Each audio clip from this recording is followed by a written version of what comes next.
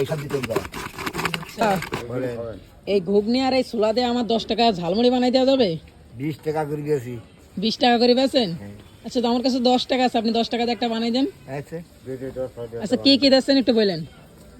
এটা ছোলা বুট, ছোলা বুট ঘুগনি, ঘুগনি।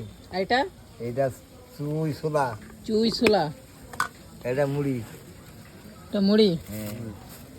আর এবার ঝাল পিস, ঝাল পেঁয়াজ, ঝাল পিস, শুষা, টমেটো, গাজর।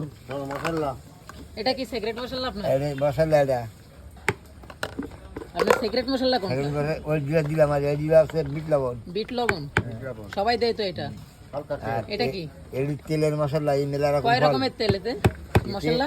জিরা, দারচিনি, লবঙ্গ, সুন্দর, গোলমরিচ, জয়ত্রী, জয়ফল, এইসব দিয়ে তৈরি করা। আচ্ছা, কালারটা তো সেই।